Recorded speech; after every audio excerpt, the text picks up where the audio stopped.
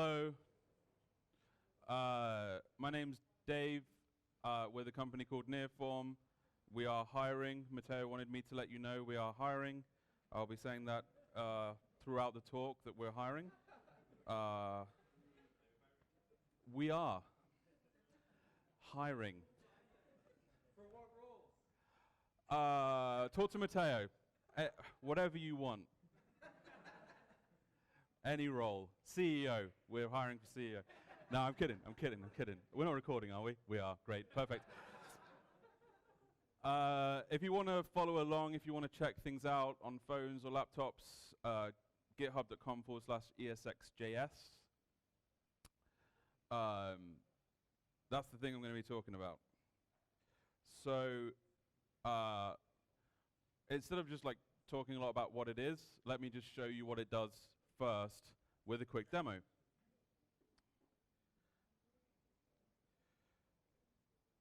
So this is you can find this on the GitHub org, ESXJS org. It's called ESX demo, and it's a manual conversion from React JSX code, like create element or JSX, to using ESX. Now I'm going to explain ESX a little bit as we go, but just for now, just understand that this is a way to optimize server-side rendering using a slightly different approach. And this is the manual version, so you can kind of see. So we've got optimized and unoptimized here.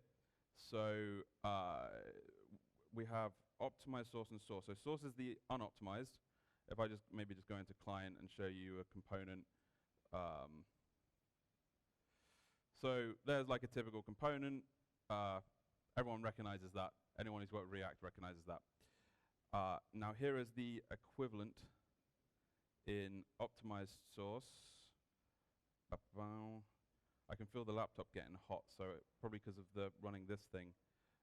So my benchmarks might be different than what I was expecting. So here's the equivalent code using ESX. Yeah, okay, so the syntax highlighting isn't there. There's a problem that can be solved. But what we're doing is we're using a template string, and we're using a tag template literal called ESX. So I'm going to run a thing called bench.js. Now what this is doing is it's using a tool called autocannon in a scripted way. Autocannon is a tool by Matteo. It does load testing of HTTP servers, and it runs the optimized and the unoptimized server and prints out the results. I just want you to know I'm not cheating or anything. So 5 seconds of throwing HTTP requests at the optimized server.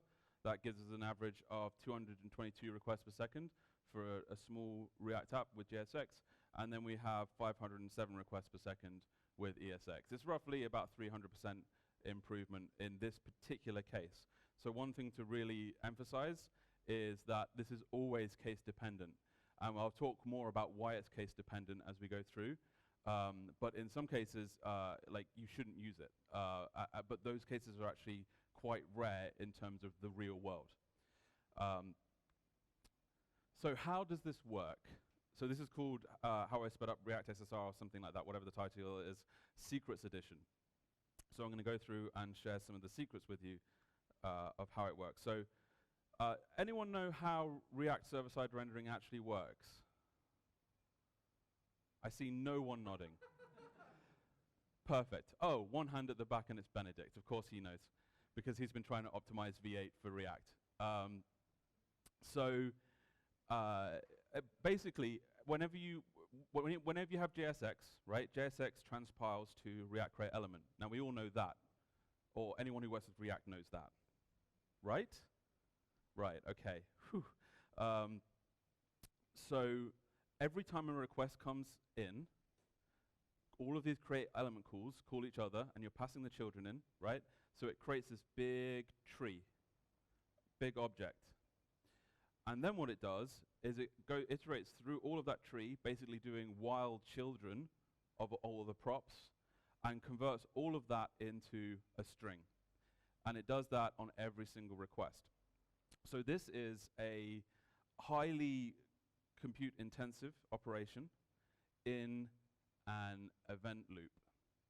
So anyone who's worked with JavaScript for enough time, especially if they've been doing server-side stuff, has quickly come to realize that anything I do that is computationally intensive will block the event loop. And when I block the event loop, I don't just slow down that one request, I slow down every single request. And this is why people sometimes struggle with the speed of React server-side rendering.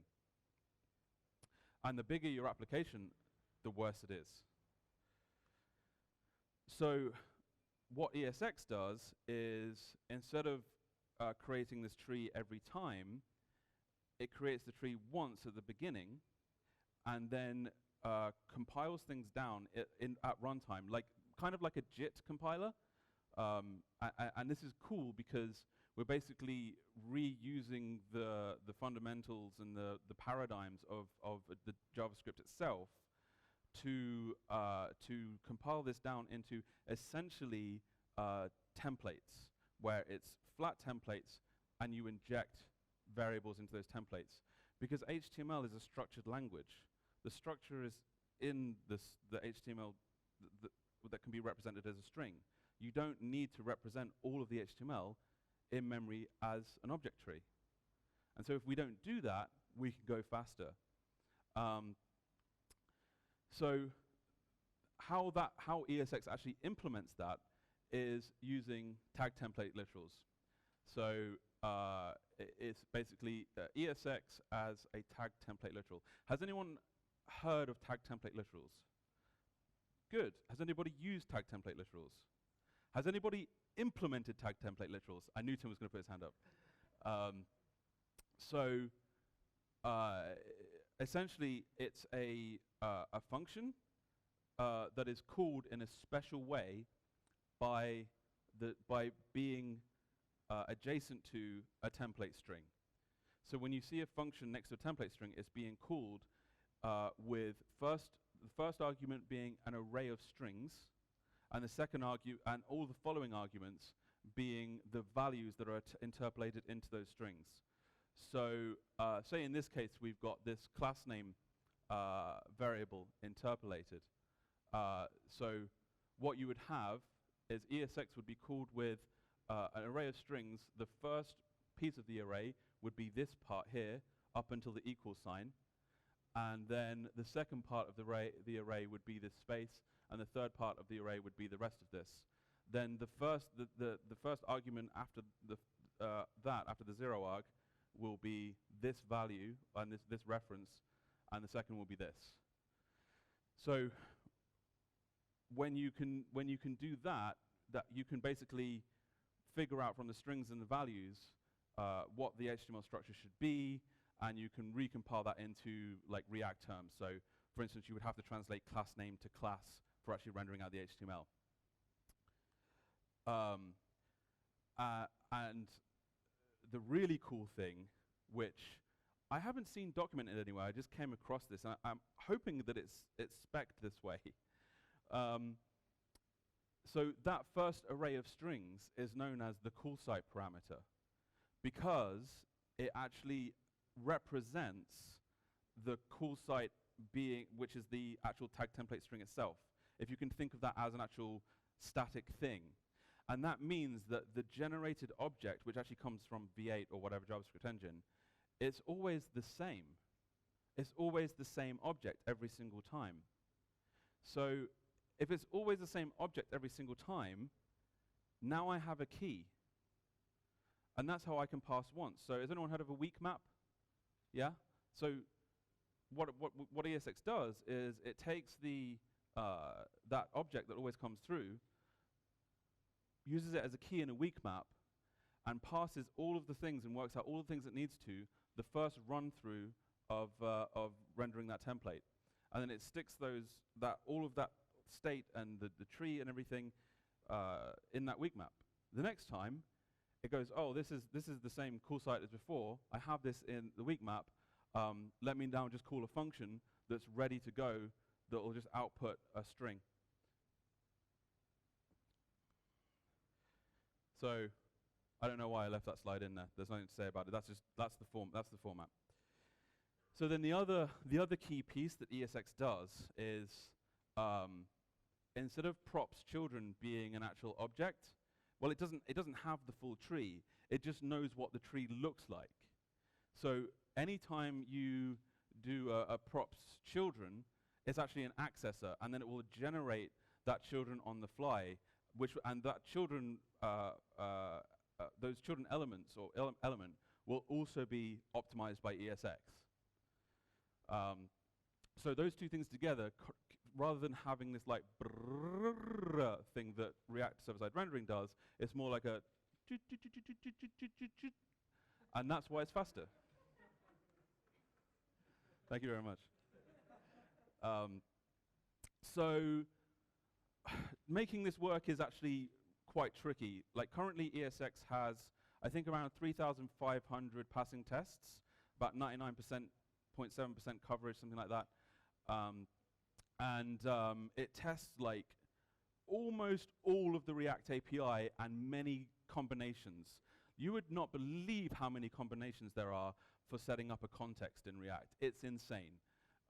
It covers all of the attribute stuffs and everything. Take a look. It's a lot of tests. But what you also need to, if in an ideal world, the entire ecosystem as it is right now would be using this optimization, would be using ESX. And in that world, we could just go, oh, I can just use ESX. All of my modules are ESX, and it's going to be fast. But that's not the case. All of the modules on NPM are basically using create element. I guess some may be deployed with JSX and then expect to be transpiled. So what this is a way to, when you start your application and it starts requiring all of your modules, it converts all of the create element calls in any of your modules to using ESX. So it can do it in an automated way. So let's take a look at the automatic one. And this one, the mileage may vary. So there's on the Nearform GitHub, there's a repo called React PWA. And this is basically kind of like a sort of a best effort of making like a really high quality React app as a basis for a PWA. It gets like a 98 like Lighthouse rating, all of that stuff. So like this is bear in mind, this is like tried to be done in a really good way. So I've adapted that to using ESX Optimize. Sorry, it's an old version. It's experimental optimized there, but it's the same thing. So when we do start, we just run the server as normal. And when we do start ESX, we run the server with ESX Optimize. So first I'll do a start. I'm going to pipe all the logs to dev null so that it's fair. If you don't pipe logs to dev null when you're like load testing, you're really just load testing the console. So where it is. So now I'm just going to load test that 5 seconds with autocannon, see what result we get.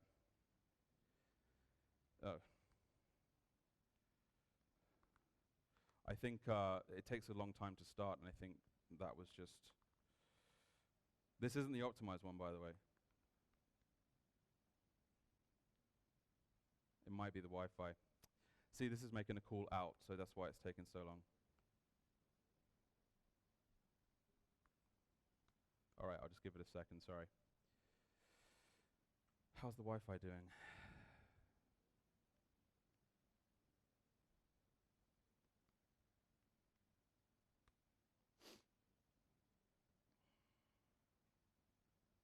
Anticipation. Okay, so that sucks. Let's see what it's like with start ESX. I bet it'll be more than 0. It might be 0 because it might be that there's an issue with the Wi-Fi because this is making a call to like Hacker News basically.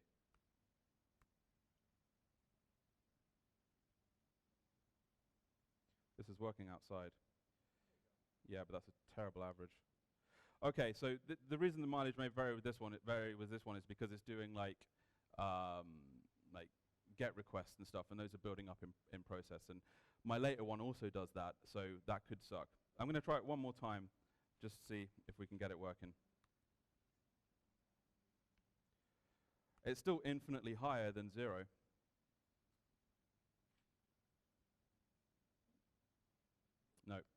Okay, so you can't even clone this. Take my word for it. It improves the performance by not 300%. It's more like 150% in this case, and that's because it's difficult to fine tune with that unless you know what you're doing. But okay, demos suck. Okay, so the next thing is Babel plugging ESX SSR, which is a mouthful. But that's essentially doing the same thing as the preloader. But you can use it with your Babel setup. So if you're transpiling your server, you can use this. If you're not transpiling your server, you can use the preloader. So ESX optimizes SSR. Yeah, this is some techno babble. So basically, the way the optimization works is as HTML nodes increase, performance decreases, because the more HTML nodes you have, the bigger the object you're creating and the bigger the object is that you have to serialize. But because ESX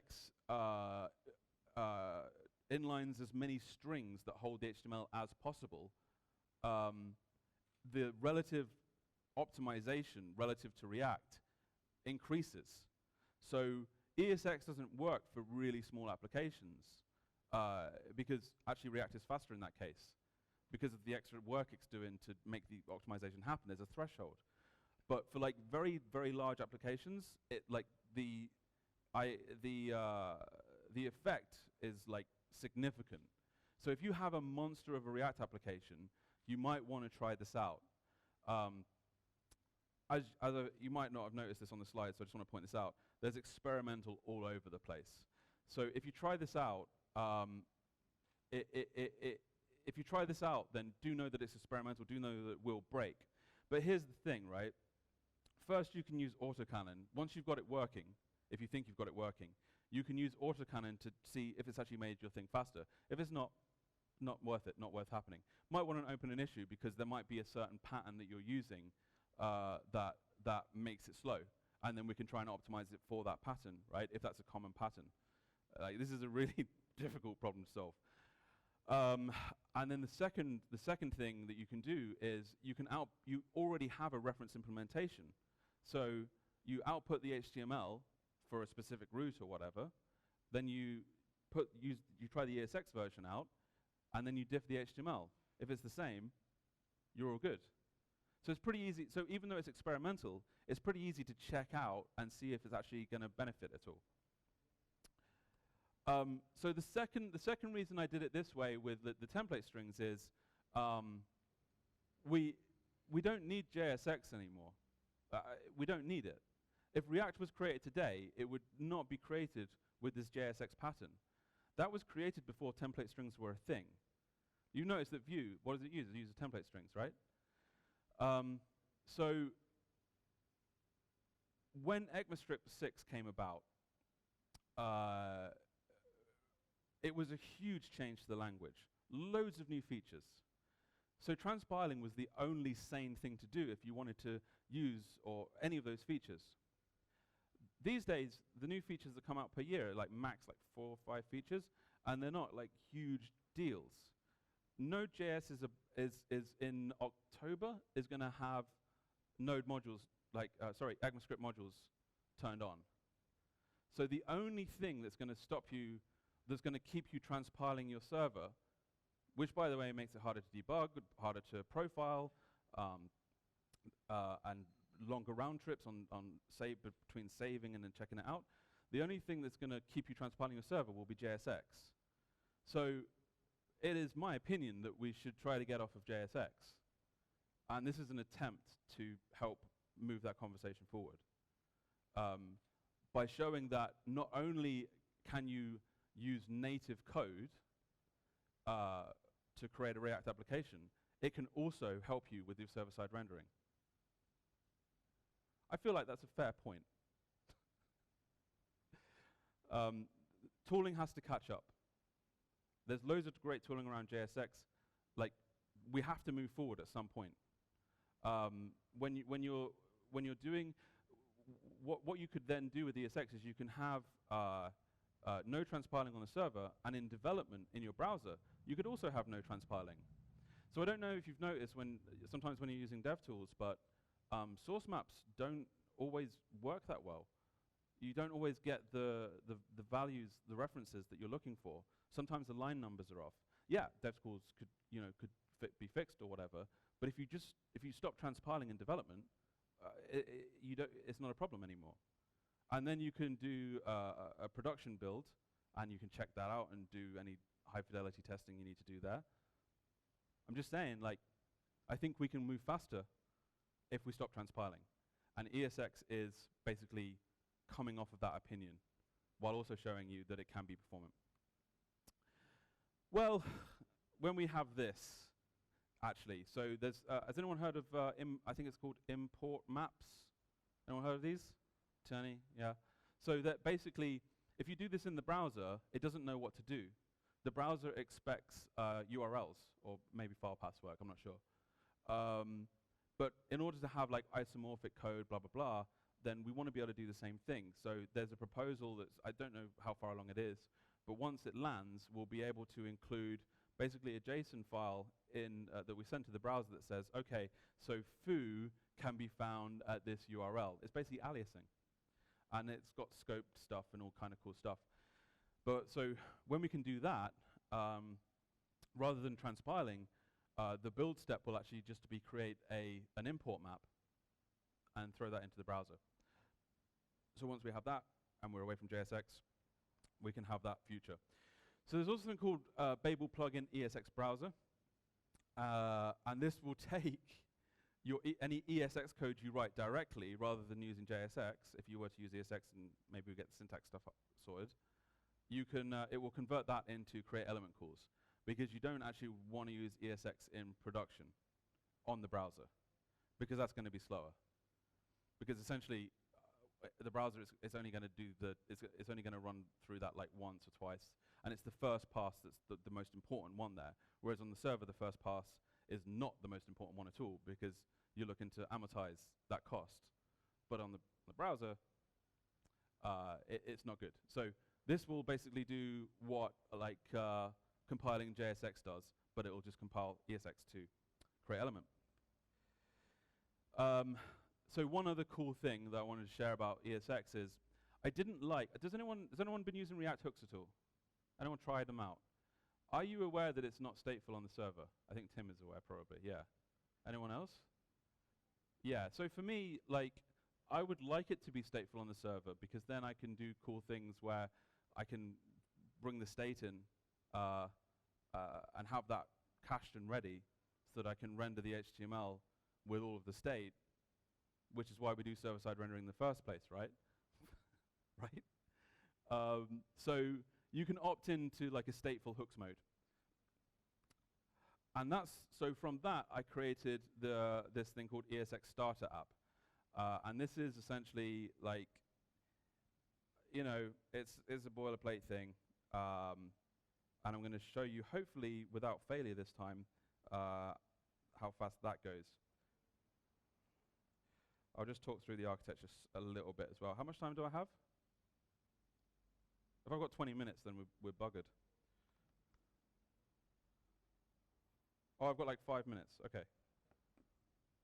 Doesn't time fly? So ESX Starter App, you can find it on the repo, on org. Basically talks you through all of the choices of the internal architecture, blah, blah, blah. Sets up a couple of cool things. There's one thing I want to show, which is related to the ESX hooks. So here we've got this React hook that's built on top of useState. You heard of useState, right? And it does use API, and it does a dang, that's bright. And it does a fetch request, and then it hydrates the state.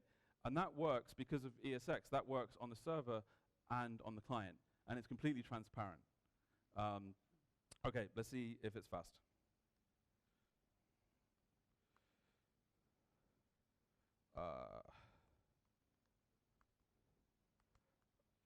The starter app, by the way, is just rendering out just this little thing. Oh, shoot. I'm going to do...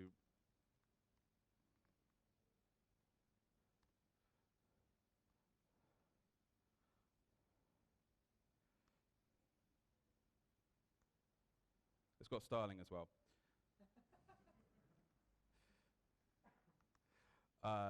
So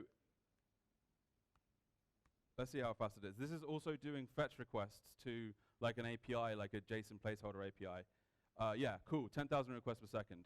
Now that's compared to like if you try to benchmark any other React Starter app out there, you'll be lucky to get 1,000. Most things I see are about 300. So we've got a base of 10,000 requests per second, and it's sending out HTML. It's doing a fetch request. It's got CSS included. It's got all the things, but the internal architecture makes specific choices in the name of speed. So there are trade-offs, but you'll have to check out the repo to see what those are. That's my talk. We're hiring.